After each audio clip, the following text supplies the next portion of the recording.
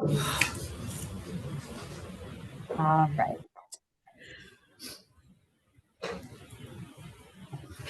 Hi, everybody. Hello and welcome to the Unearth a Story with the Indiana State Museum webinar. My name's Beth Yates. I'm the children's consultant from the Indiana State Library's Professional Development Office, and I will be your host and question moderator for today. And I am thrilled to welcome several presenters from the Indiana State Museum. Today, you'll be hearing from Catalina Tomei, who's the curator of paleobiology, Michelle Greenan, who's the director of archaeology, and a few members of the educational engagement staff, including Hannah Llewellyn, who's the program and partnership manager, Nicole Reif, who's the director of K-12 education, and Haley Wilson, who's the director of interpretation. I do have a few more announcements for you before we get started. First of all, register for other webinars or other trainings available from the Professional Development Office. Please see the Indiana State Library's events calendar, which can be found on our website at www.in.gov/library. And then it's under Services for Libraries. Session is 1 hour, so you're eligible to receive 1 LEU for this presentation. And if you're watching a recording of this webinar, instructions on how to obtain your LEU are in the video's description on YouTube.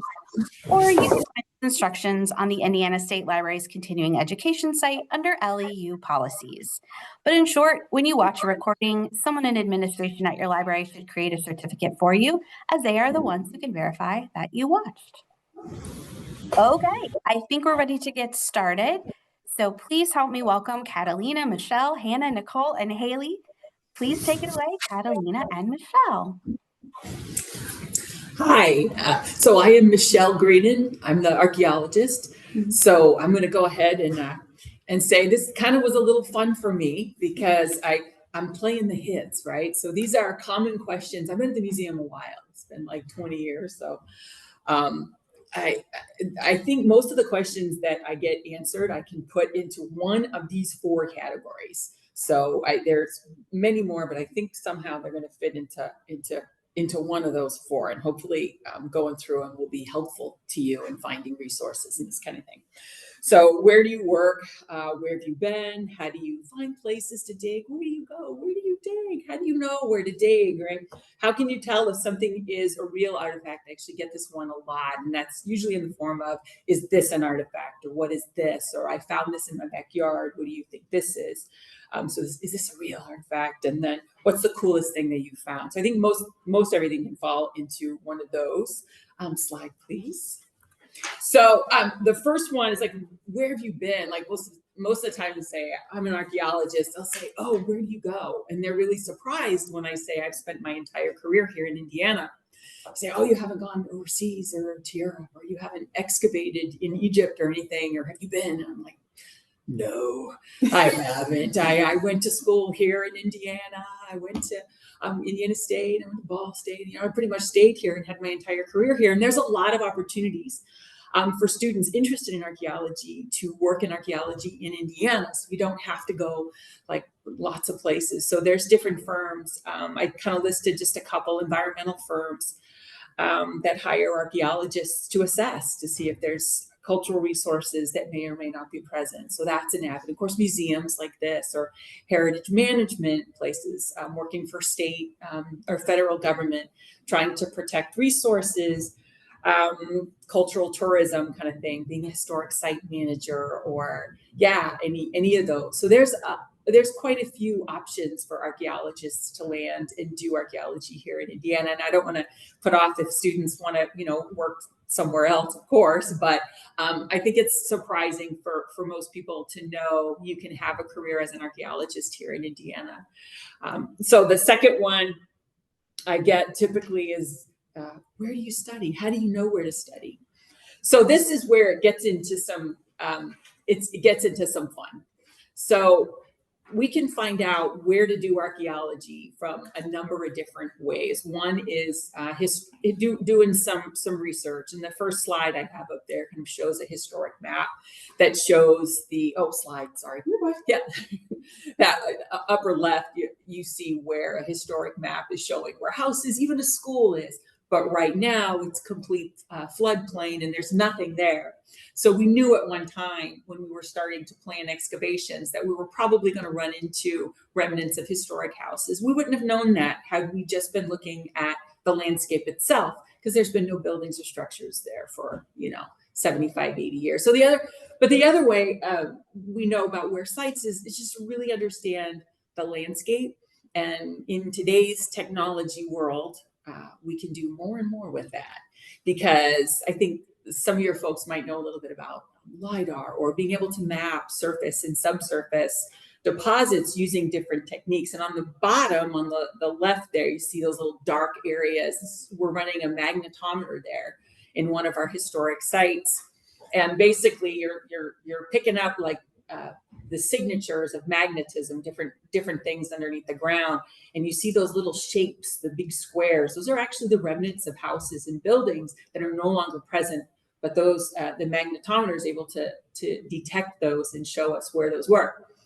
And then the picture on the right is basically an image of LIDAR that's kind of been on the news lately, where you're using lots and lots of like laser lights that can get really detailed elevation data and information. And you can see landforms in ways that are kind of hidden now, but not hidden with these different techniques. And those are just two examples that we use. There's kind of a slew of others that are being developed as well, so that prior to doing any digging, so we're moving away in archaeology from doing lots of digging or digging first to finding ways to remotely look at landscapes and sites. So we call these other techniques remote sensing. And I do a lot of it here at the museum, and in managing our sites, I look at remote sensing first, and then we might look into excavation if needed.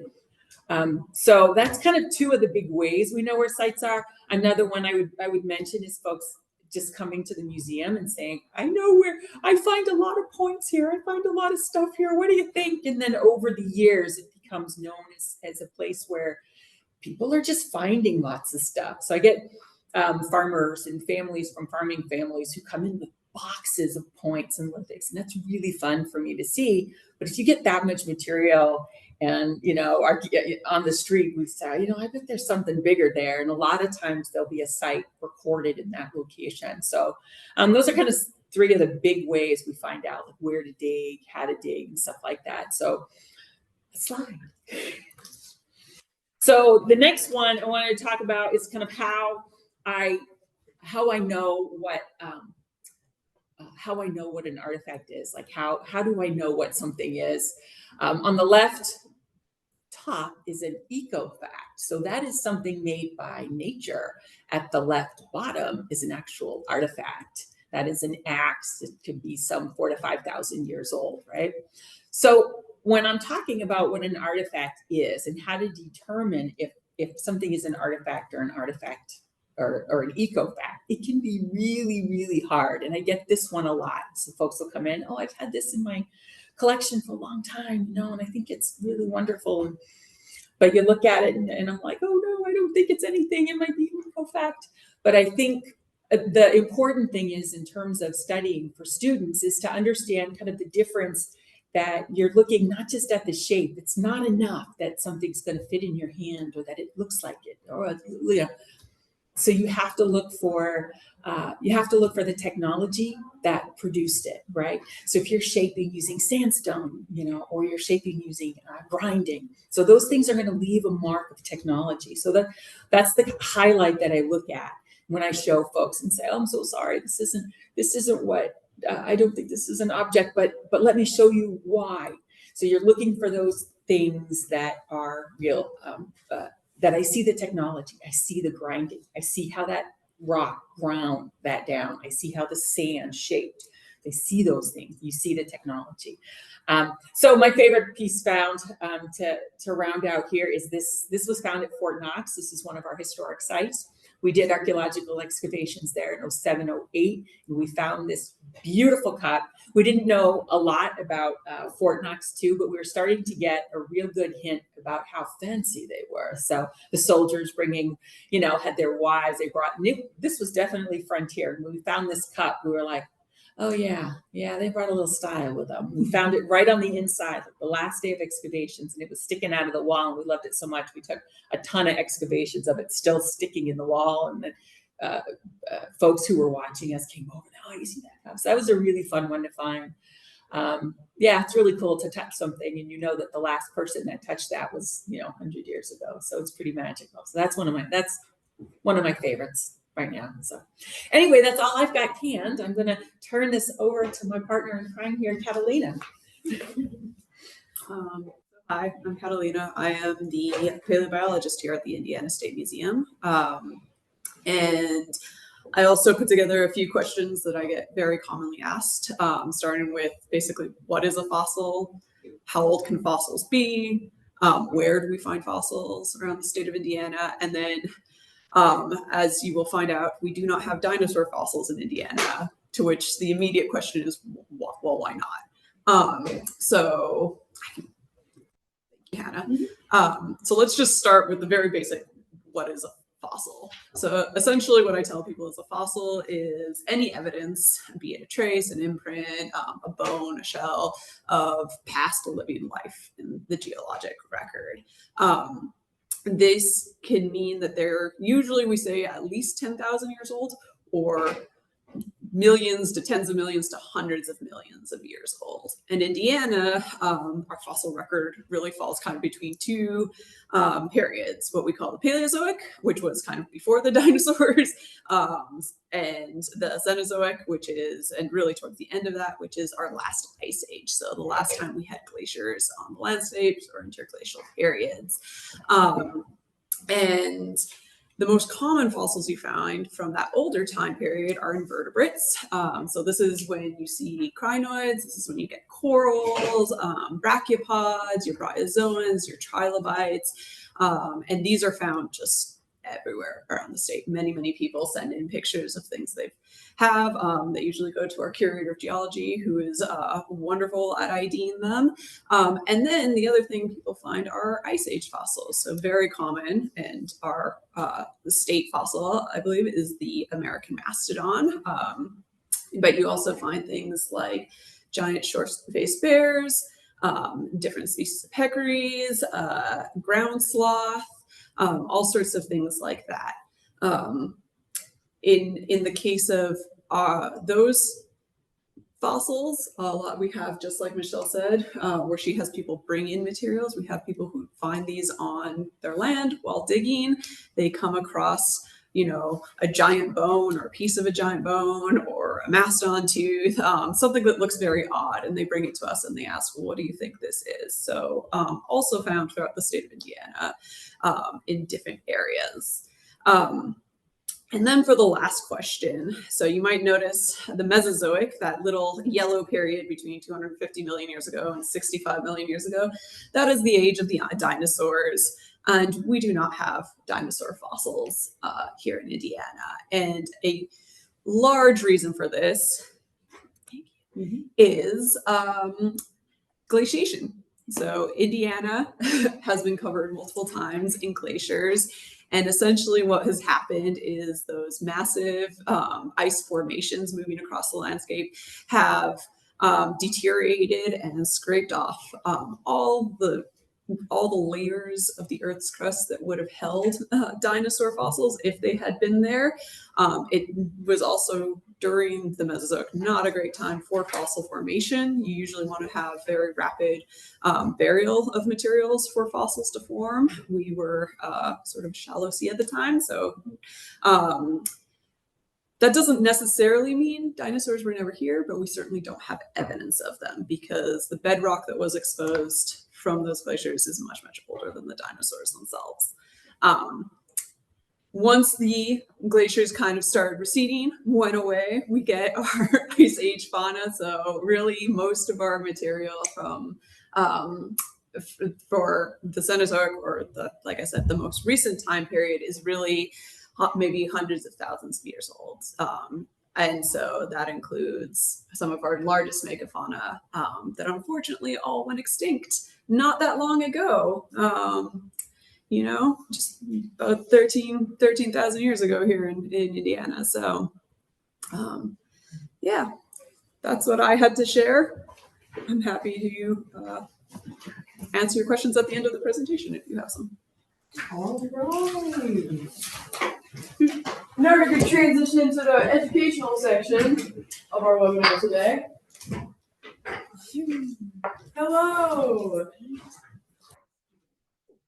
My name is Hannah Llewellyn. I'm the Program and Partnership Manager here at the Indiana State Museum, which comes with a lot of different things. We have some examples to show you today of some different activities that we like to bring out that are low maintenance, essentially low cost, and you can beef them up or down. But we wanted to start with some open-ended questioning techniques first. So this chart right here starts with remember, understand, apply, analyze, evaluate, and then create. To the side, you can see what those kind of mean. But something that we try to focus on when we're using any kind of educational tool, whether that's a dig pit or fossil indentations or ice excavations, those kinds of things, we like to start those experiences and engagement opportunities with these open-ended questions, such as like, oh, I noticed that you're finding something in that sand. Can you tell me what you think that might be? And it doesn't mean that it needs to be a closed-ended yes or no question. I like to think of open-ended questions as more of like a multiple choice answer. If you have 4 to 5 different options, that's considered open-ended in my book. And it leaves a lot of room for the guest, whether that's a child-led experience or an adult-led experience. It doesn't matter the age or accessibility. You're able to scaffold up or down some of those different educational points that you're trying to make and kind of like fold in those little nuggets of truth, we like to call it, those little facts and things like that, so they can take that home and there's some more extended learning. So with that being said, we can send this chart out to you as well if you'd like afterwards with some of the other resources that we'll have at the end of this presentation. But let's get right into the activities. All right, so I'm Nicole and going to talk about our dig pits.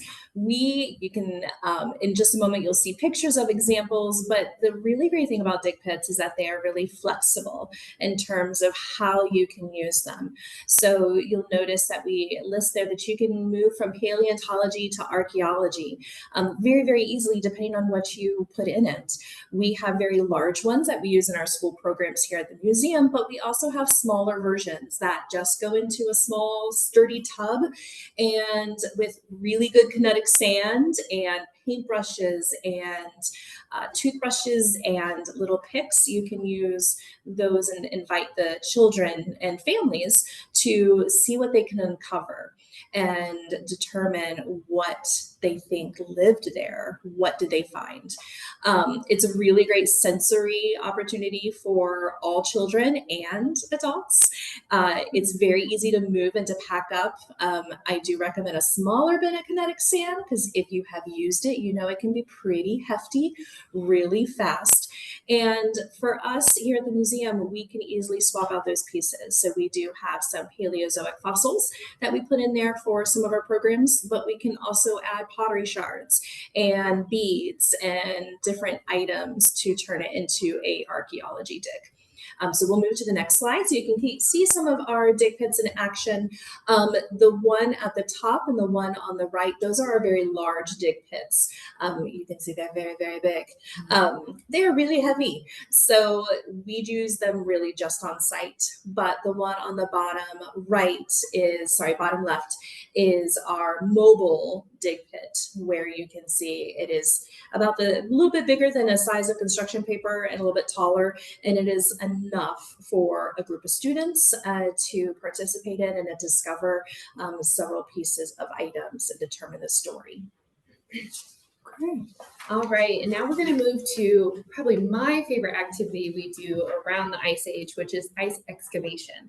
And this is a great activity because, like the dig pits, it can be scaled from a small, intimate kind of program to one that involves multiple children, a lot of collaboration. It's just really what you do with it. This activity does have to be set up about 24 hours in advance, but that's the fun part of trying to find what exactly you're going to be excavating. So we did have some resources we listed in the supplies. We've used tiny animals such as this nice little peccary here, or peccary-like, or we have bones that can be found on Amazon. or materials that maybe the kids are finding on their own. You take those items, you freeze them. We've done a couple different ways of freezing things, from using balloons, which do contain latex, so you always have to keep that in mind for allergies. But my favorite way to freeze things is usually to get small aluminum like pie pans. Those are great, reusable, and very cost effective, because this is also a really cost effective program. So you would take those materials, put it on a table. It can involve 2 to even 6 kids per ice mold, and you just let them at it. So you have different tools that you can use, such as something as easy as chopsticks, pipettes, some various different other wooden hammers or tools that they're going to really work on. But something you're going to, emphasize is that a lot of these things that we have in the ice or we're digging for, they could be fragile. So you really want to make sure that they're working together to get those items out. And like the dig pits, there's a lot of extensions that you can do with it. So you'll see on the next page or next slide that this activity can be really messy. It can be outside. If this is a summer activity, it can be inside. There can be different colors that you use, so you can kind of see how the water is traveling through the ice. You can use some different science materials and make this more of a STEAM approach by saying, what really melts that ice? So you can do salt, vinegar. I've even froze baking soda in the ice before to make it a nice reaction by using vinegar. So there are different ways to kind of extend it. And this is something that a toddler can do through school age kids. So there's a lot of flexibility with this one. Our next activity is about fossil indentation. So as you can see, some of the supplies are listed there. We like to use the Crayola model magic, and you do not have to use a whole package of that. This can be split up into thirds or fourths for multiple different students or participants. Some of the different little like fossil imprints that we use comes in a box like this. These are all linked in that resource page that we'll be sending out afterwards, and they're about this big. I've got small hands, but it's about the size of your palm. And then you can take, this is a whole package, but you can press that right in just like so, like this, and you have the imprint. And like Michelle and Catalina had mentioned earlier, there's lots of different ways that we can find fossils and lots of different types of fossils. So this can relate back to trackways or trace imprints and things like that. And you can do this with any kind of animal tracks as well. If you want to kind of talk about different animals in Indiana and maybe how those animals or different species changed or evolved over the past years in terms of our different ice age friends. And we have all these resources listed as well, like all these different little animals and things like that. So you're able to use those, but you can also use things just in your backyard. You can use different types of, I like to use different kinds of ferns or leaves. They make great imprints. It's a little better if they're fresher rather than dry, so they don't crumble up into the different materials you're using, like if you're using Model Magic. But you can also use different types of seashells, like real basic seashells that you could even get like at a craft store if you needed to, because we were a shallow sea at one point. So there's lots of those, that fossil evidence that's left behind as well. If you want to, you can add some other animals in there. We've used raccoon tracks, coyote tracks, rabbit tracks, like all your common Indiana animals to kind of relate back to some of our megafauna that used to be around. So it's a real simple activity that you could scale up or down. You can find different things to imprint. It doesn't have to be the little stones like this. Again, it can be things just in your backyard. And then on this next picture, you'll see some examples of what that can look like. So we take this activity to the state fair a lot because it's quick, it's efficient, it's cost effective, it's low maintenance. And there's lots of opportunities to fold in some different educational facts and things like that in there. On the top left and then the bottom, those two pictures, that's in our naturalist lab that's in level 1. So we use that space to activate some of these different activities, some of our daily engagement activities for our staff that are facilitating those areas. So like we use some of those different tools like magnifying glasses. It helps you be a little curious, need a closer look sometimes. And then a plethora of different materials that you can press into that clay, whether it's some plastic bones like you see in the top picture, or even just the sensory experience of some of that clay and just making the different shapes. And you can touch on those different points as well. And then on the right-hand side, the picture that's a little bit taller, that's a setup for what one of our school programs looks like. So this is one of the stations in our fossil dig discovery program where we're touching on those points of indentation and imprints. And so they get like tiny little, it looks like cutting boards basically, but they're small size. And then we give them that third or a fourth piece, depending on the classroom size of that model magic. That's enough for them to roll into a little ball, squish it down, and then use either their shells or one of the imprint little blocks that we have right here. And you can always layer things as well. That's something that, we find a lot of here in Indiana are different types of Paleozoic formations that have lots of different creatures in them. So it's a great opportunity to kind of add those different things in as well. Yeah, so we can show you some of the different, we have an example of one of our smaller dig pits that you saw earlier, right over here. And again, these resources will be linked. So we have our certain kinds of kinetic sand that we like that tend to work a little bit better. And you can use tools as simple as toothbrushes, little paintbrushes, and then like we've got some different little fossil casts and some remnants from our education collection. Look a little bit like this, things like that. And you can always put them in here. You can hide them. And one of the best things to do with one of these activities is when the kid finds everything. Oh, can you help me cover it all back up for the next person? It's a great way to help instigate those kinds of tools and things as well. And then we've got like some of our megafauna that we had shown a little bit earlier. We've got our mastodons, our mammoths, our dire wolves, our Jefferson ground sloths, all those great things. And we also have some different fossil casts that will be linked in there as well. Some are more like museum grade, some are a little bit on some of the different websites that you can get some of those resources from as well. They're real lightweight, they're durable. These are some different examples of, I'll hand this to you. Oh, yes, thank you. Mammoth and mastodon teeth. We use these at outreaches and we take these out all the time. So these are a great educational tool to use with your magnifying glasses or just the sensory experience of like, I wonder what this is. We use a lot of see, thinking, and wondering. That goes back to some of our open-ended questioning techniques where it's like, I wonder what kind of animal this might be. It looks like if these are teeth, they're not very pointy. I wonder if that means they ate plants or something. Kind of like those kinds of questioning techniques that you can build onto with an object. It's always great to have something in your hands. I know a lot of us are hands-on learners. Some of us are more visual learners too. So it's great to integrate those type of things to make sure that you're hitting all those different accessibility needs and ages. No matter the age, everybody loves to learn. And you can be the catalyst for that learning with some of these simple tools that we've shown you today. So with that being said, I'm going to go ahead and see if we've got any Q&A questions just to make sure that we all have enough time. I know Catalina and Michelle probably will have some questions relating back to their fields.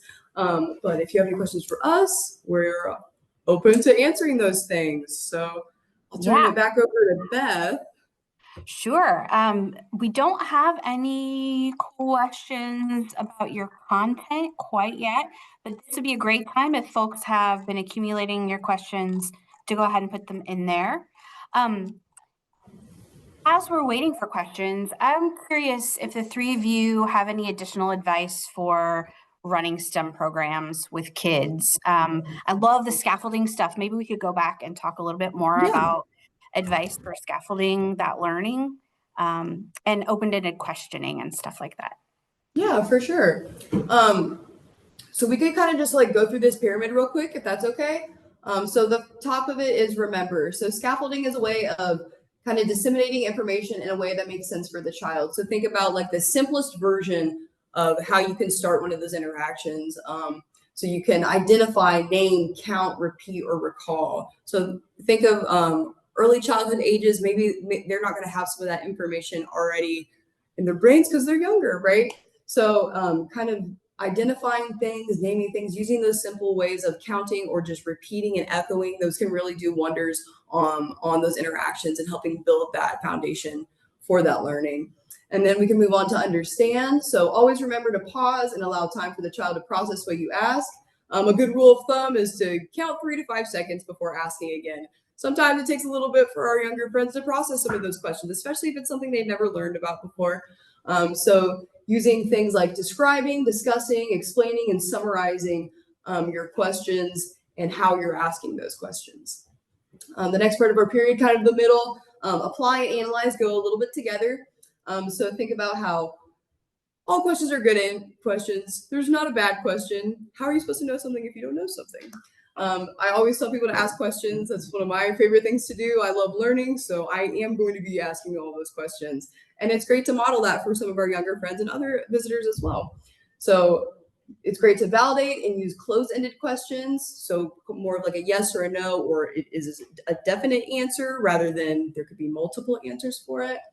To engage with the participant and continue with open-ended strategies. So you can use some of those closed-ended questions to kind of steer the conversation to be able to build some more of that foundation and get to the answer that you're looking for. So for example, like if we're trying to figure out what this animal is, or if we're comparing two different animals, you can use some of these different techniques to kind of build those different foundations and make your participant, whether that's a child or an adult, kind of think more deeply and critically about what they're looking at, what they're trying to imagine, and kind of scaffolding those different learning techniques. And so it's kind of like explaining why. You can be dramatic with it, identify with or relate to. So this is where you can be, I like to think of it as you could be a little like whimsical with it, a little fun with it. So maybe you're using your dramatic voices to be like, oh, well, I've never thought of that before. What do you think would happen if this happened? Or, I wonder if this animal would be friends with this animal. And why or why not that would be something that makes sense.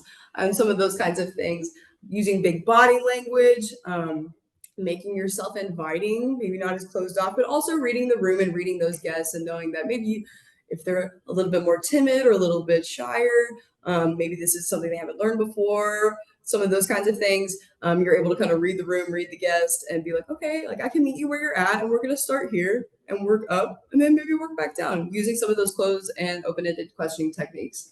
And that goes along with analyze, so recognizing change. You can experiment, you can infer, compare, and contrast, just like I mentioned with some of the animals right here. That goes down to evaluate, so kind of posing the same question to the caregiver that's with the child, if that child is unsure or shy. So as educators, we're modeling that behavior for our adults as well. So just like in any program we would do here, it's modeling like see as I do type thing. So if I'm asking some of those open-ended questions, maybe the child's a little bit shy, I'm going to ask some of those questions to their grown-up or whoever's with them, even if it's a school group, asking those chaperones, those kinds of things to kind of almost like build some trust. It's like, oh, I don't really know this person and I don't know this information, so I don't know if I know how to answer it. But if you're asking that grown-up or adult directly, it does kind of open that avenue to talking a little bit more about those kinds of things, especially more in depth, and it builds that little bit of trust. So then you get a couple hands here or there, and maybe someone's piping up, and then the whole space becomes more inviting. And then lastly is create. So provide visual content or context clues and physical hands-on opportunities to engage the participant. And then using your hands and feet to reference size and scale is kind of an example of like using your body, being in the space, holding something, letting someone else hold something. I mean, we have our education collection, which are different kinds of tools and different things like this that we can bring out that are okay to be touched and could possibly be damaged, those kinds of things. Like it's okay if kids break things sometimes. It's important for learning and those types of things. Not that we don't want to respect our tools, but it kind of leads into more learning that way. So yeah, that's kind of how I use scaffolding, if you guys want to. I do want to jump in with that. Sometimes I'm expecting that this summer we're going to have a lot of mini experts that come to you, that they're coming to the program because they are already super fans of dinosaurs. And I have find that when you have those mini experts, that sometimes they'll ask you questions they may already know the answer to, but it is okay to say, that is a great question. What do you think?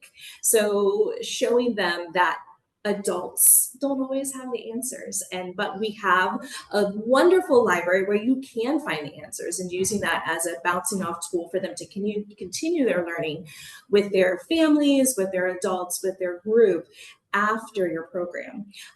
But that is something that I feel like our paleontology and archaeology, for me, when I started here at the museum, coming from a hard science museum background, it was a little intimidating. But being open and telling them, you know, I'm not the expert, but I am an expert at finding answers. So let's work together and see if we can figure this out together.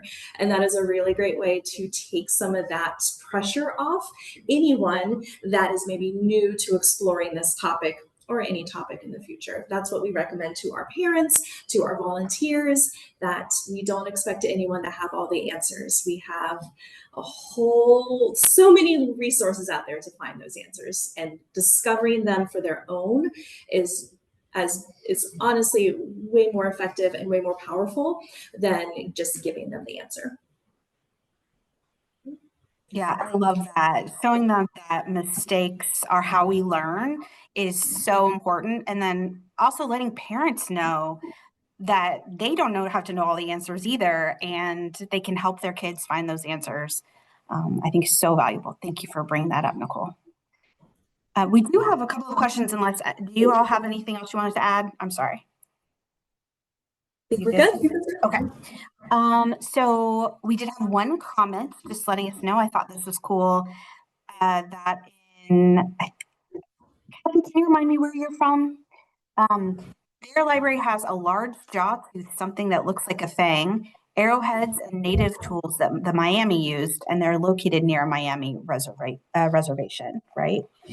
So let us know in the comments which library you're actually at. And I'm curious, are those on display at your library, or yeah, are those in your collection? And then we had the question, okay. In the graphic that showed where the glaciers went in Indiana, it showed that the glaciers went mostly to northern and middle Indiana, scraping off those fossils in those areas.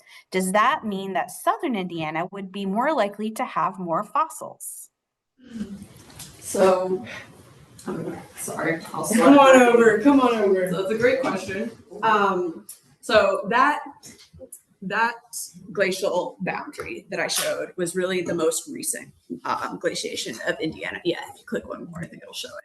So that's really the most recent glaciation in Indiana. We have, it's a really well-marked boundary. The Ice Age, which is also called the Pleistocene, was occurring for about 2 to 3 million years. We have its boundary at about 2.5 million years ago. And during that time, there were multiple events of glacial and interglacial periods. And there have been times where the ice actually reached even further south than that border that I've given you here. This was kind of my example of like, this is really the last ice age.